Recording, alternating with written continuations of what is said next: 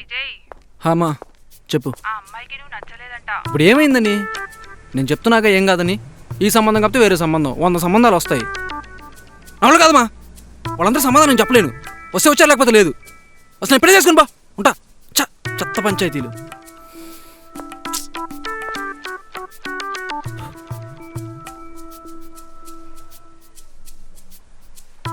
Hello, చూద్దాంలేమ్మా నెక్స్ట్ది. నువ్వేం worry కాకు. సరే, నేను ఆఫీస్కి వచ్చాను, నేను మళ్ళీ మాట్లాడతాను.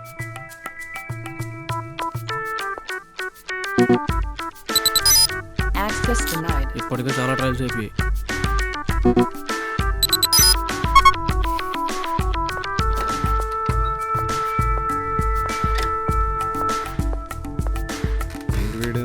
హాయ్ రా, గుడ్ మార్నింగ్.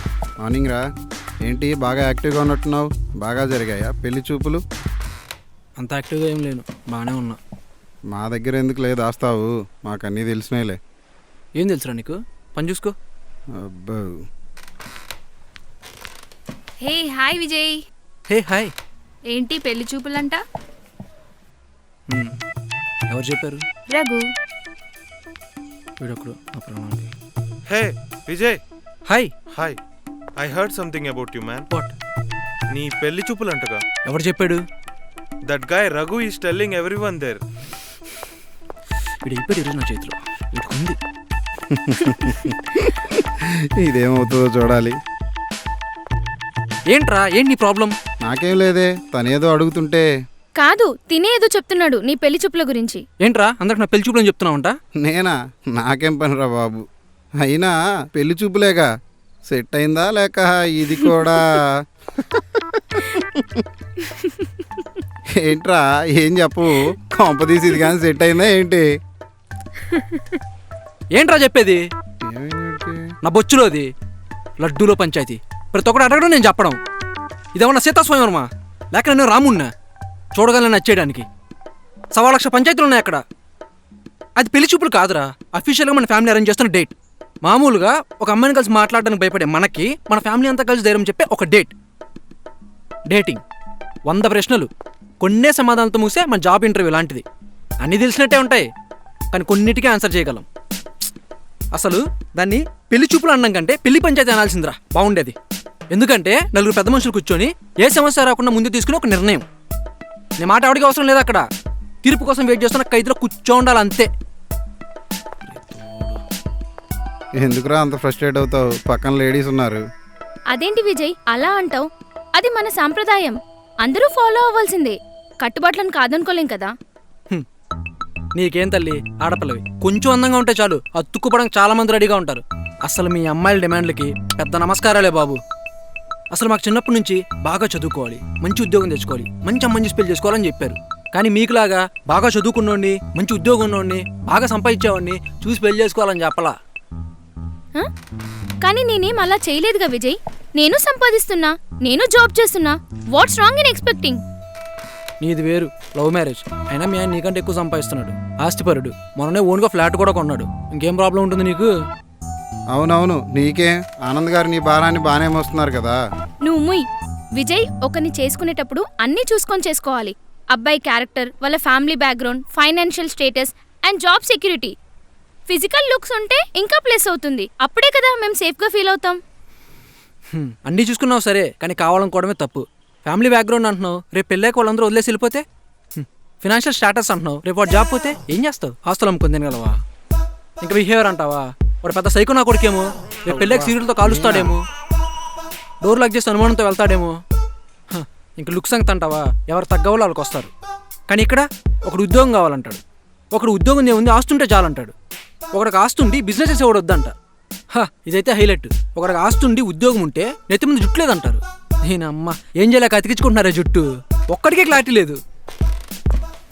ఇప్పుడు నన్ను చూడు, ఆస్తుంది, ఉద్యోగం ఉంది, మంచి శాలరీ, చూడటానికి కూడా ఓకే. కానీ వాళ్ళకి అబ్బాయి ఎంబీఏ చేసి ఉండాలంట. ఫారెన్ వెళ్ళే ఆపర్చునిటీ, నెలకు 2 లక్షల శాలరీ. నీ అమ్మాయి ఇప్పుడు నేను ఎంబీఏ చేసుకొని రావాలా?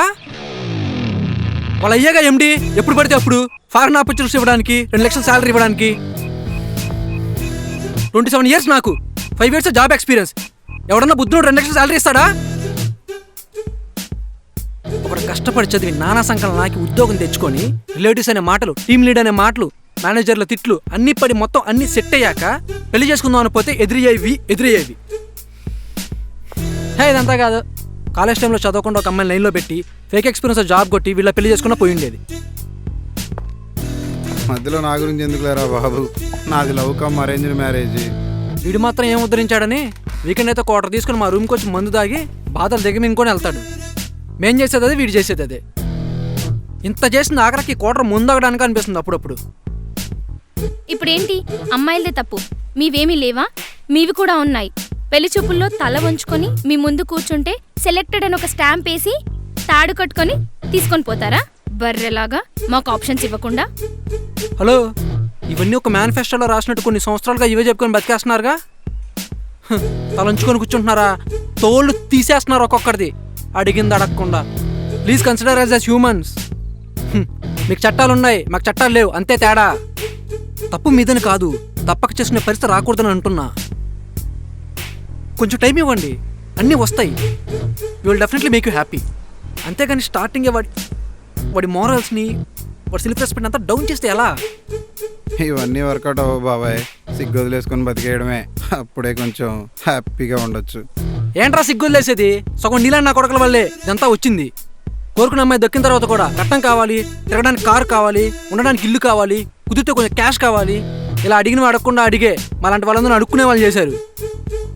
బాబాయ్ నువ్వేని చెప్పినా ఈ సమాజం మారదు, ఈ ప్రాసెస్ ఆగదు. సమాజం ఎప్పుడు ప్రశ్నలు అడుగుతుందే తప్ప సమాధానాల కోసం ఎదురు చూడదు.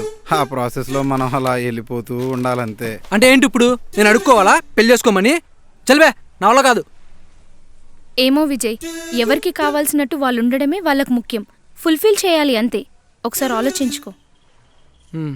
సర్లే కానీ పని చూసుకోండి. వీడిని మార్చలేం.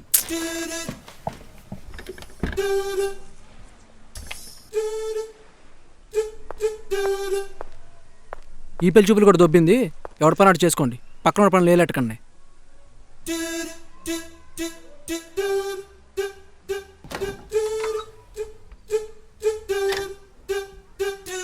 అమ్మా ఈ ఆదివారం ఒక అమ్మాయిని చూడడానికి వెళ్ళాలి. మళ్ళీనా?